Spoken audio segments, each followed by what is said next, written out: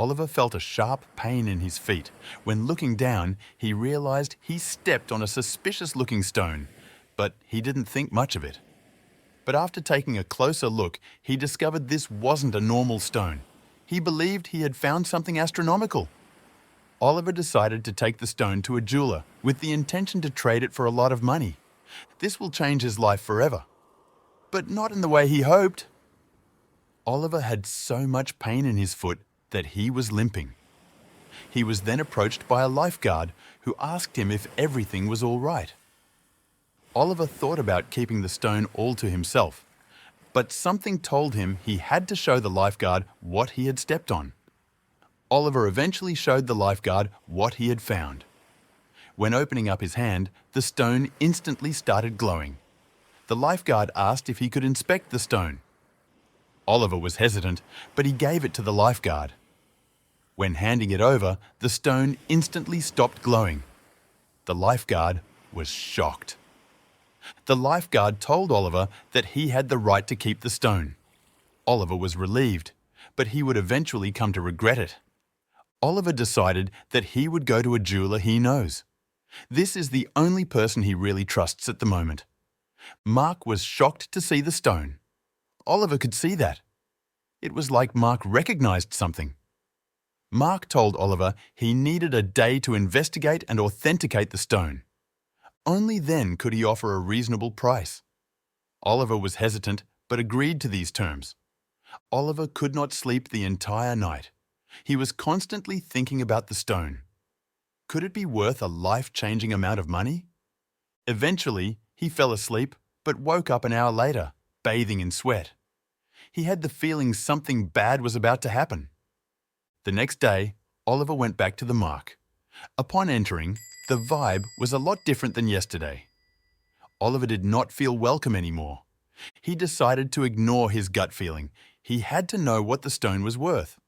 Mark was instantly acting suspiciously upon starting the conversation. He told Oliver that he could not have or even see this stone. Oliver was confused. What does that even mean? Mark wasn't made yet. He started a massive rant. Oliver got into a massive heated argument with Mark. Oliver wanted his stone back, but Mark did not even show his stone. He said he did not have the right anymore. Oliver really wanted to start a fight, but there were more people in the store, so he calmed down a bit. Oliver then decided he would take his stone back, and without warning, Mark walked into the back office. He did not see his stone, but he knew it had to be somewhere. Mark instantly followed Oliver inside, and the two kept arguing. Eventually, Mark gave in. Mark gave the stone to Oliver, but when Oliver looked at it, it didn't start glowing. Oliver asks Mark what he has done to the stone, but Mark just gives some fake answers. Then, Oliver realizes something is off. The stone that Oliver had found was way heavier, so Mark gave Oliver a fake stone to get rid of him. It even looked really cheap. Oliver threw the stone back at Mark, and Mark finally realized that it was futile to try and deceive Oliver. Mark sighs and gives the stone back to Oliver. Oliver finally calmed down, but then Mark said to him that he had made a big mistake. Oliver steps outside with the stone. He kept thinking about what Mark had just said. This can't be good. What had he found? Oliver sat in his car and instantly felt he was being watched. He had to protect the stone at all costs. But what happened next, Oliver never expected. When driving away, everything was fine, and Oliver felt relieved he had the stone. Then he realizes he is being followed by a black van. Was this a coincidence? To know for sure, Oliver drove 3 times the same round. The black van was still behind him. This couldn't be good. Oliver stepped on the gas to shake the van, but the van sped up as well. Oliver was really scared. For a brief moment, he wanted to throw the stone out of his window, but something kept him from actually doing that. After some clever maneuvering, Oliver managed to shake the van that was following him. He now knew for sure he had found something special. But he had to quickly get rid of it, but he only kept thinking about money and not his own safety. Oliver decided he would go to another jeweler the next day to sell this stone. It was already late at the moment, so no jeweler was open anymore. He just had to get through this night. And Oliver had the feeling that wasn't going to be easy. Oliver was very restless that evening that he decided to go to a friend's house. He wanted to show the stone before he sold it. The decision to go to this friend probably saved his life, because when he returned home, he turned pale. There were a lot of people gathered in front of Oliver's house when he returned. He did not know what was going on, but then he saw something. His neighbor recognized Oliver and told him it was not a good idea to enter. The first thing Oliver sees is that his front window is completely shattered. Upon inspecting further, it seems like his front door is also kicked in. Everyone tried to stop Oliver from entering, but he did not listen. When entering, he burst into tears. Oliver's house is a huge mess. Oliver could not believe his eyes. When realizing nothing was stolen, he knew they were after the stone. Literally, his whole house was searched and many things were destroyed. He had to call the police. When calling the police, they did not want to come if nothing was stolen. But Oliver insisted on them coming to make a report. This was the only way insurance would cover this. The woman on the phone did not seem to please, but she told Oliver she would send some officers. After waiting for half an hour, a police car finally arrived. There was only one officer inside the car. Oliver quickly ran outside to tell him what was going on. He seemed to take it very seriously until he stepped inside. The police officer stepped inside, and upon entering, he suddenly got a call. When answering, his attitude totally changes. He looked at Oliver and did not say a thing anymore. Oliver gets the feeling something is off. Oliver asks the police officer what is going on, but he tells Oliver nothing is going on. He then says that Oliver needs to file a report and that they will look into it. When Oliver asked why he didn't investigate the break-in, he doesn't answer. Oliver files a detailed report of the break-in, but he is surprised that without even looking at it, the police officers step back into his car and just drive off. Why were they not taking him seriously? Is this all connected? Oliver really wants to get rid of the stone. The first thing he will do in the morning is go to the nearest jeweler. It is too late now to just throw it away because the people looking for it will keep coming for him. Oliver did not sleep all night. His neighbor invited him to stay at his home. Oliver accepted because he did not feel safe in his own house anymore. He counted down the minutes to drive to the jeweler and get rid of the stone. The minute the jeweler opened, Oliver was there.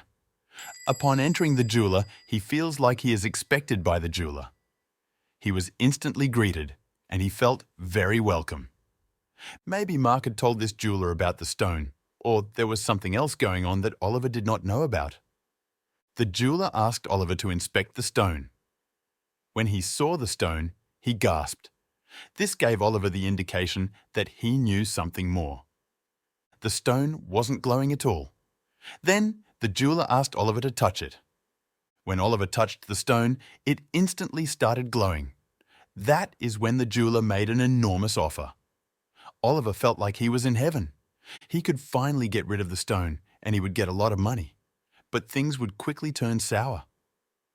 Oliver was very happy and let his guard down. He told the jeweler he accepted his offer without really thinking about it. Then the jeweler said he would get the money out of his vault, but this took a long time. The jeweler seemed to really take his time. Oliver knocked on his office door to see what was going on, but the jeweler did not respond at all. It was like he was stalling Oliver. Oliver was really confused. He just wanted his money. A man that was already in the store when Oliver entered was staring at him from the corner. Oliver had not realized this, but he felt he was being watched. Oliver felt really anxious. The man did not move an inch, until Oliver felt something painful. Without realizing it, Oliver was on the ground. Someone had snuck up on him from behind. The jeweler came back in and confirmed to the man that Oliver was the one that they were after. Oliver started crying. Suddenly, more people flooded inside the jewelry store.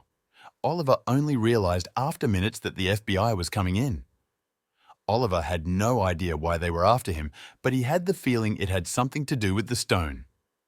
Oliver was arrested and was told he had the right to remain silent. Oliver was so confused that he didn't even know what was happening. Was he really arrested? He was dragged to an FBI van and put into the back. Oliver was in total shock. He even fainted for a moment. It was all too much. The officers tried to get him back to consciousness. Oliver started to beg the officers to let him go, but they weren't going to let him go. He was brought to the nearest FBI office. When entering the office, everyone was staring at him like he was some kind of criminal. Oliver had to get his story straight if he wanted to get out of this situation, or else he would be in jail for the rest of his life. He was instantly confronted with the stone. He was asked where he got it from and who his accomplices were. Oliver was still in such shock that he couldn't even answer one single question. Then he was brought to a lineup. He was asked to identify his accomplices. The people in the lineup did not even seem to recognize Oliver and were surprised to see him there. Oliver asked the officers if this was some elaborate joke, but they weren't joking. He tells them he doesn't know anyone in the lineup. He calms himself down and tells the officers he is ready to tell the entire story of how he got this stone. The officers were very interested and agreed to take him back for interrogation. Oliver starts telling his side of the story. He found the stone on the beach while he was surfing. He stood on it and really hurt his feet. He even showed the scar on his feet. The officers agreed they would believe him and go to the beach to investigate. Oliver was brought to the beach with the officers to identify the place where he had found the stone. Oliver roughly pointed to where he had found the stone. A large group of officers instantly investigated further. Luckily for Oliver, he saw the lifeguard he had spoken to earlier. The lifeguard agreed to talk to the officers. He gave Oliver the alibi that he needed so that he did not obtain this stone illegally. Then the officers trusted Oliver again and started telling him what was going on with the stone. The stone or diamond was part of a massive diamond heist last week. Oliver could prove his innocence. And thanks to the traces on the beach and more people finding stones, this led to the real thieves. The thieves had hijacked a plane carrying a lot of diamonds when jumping out of the plane. They lost some diamonds in the water. Oliver was fully compensated for all the damages.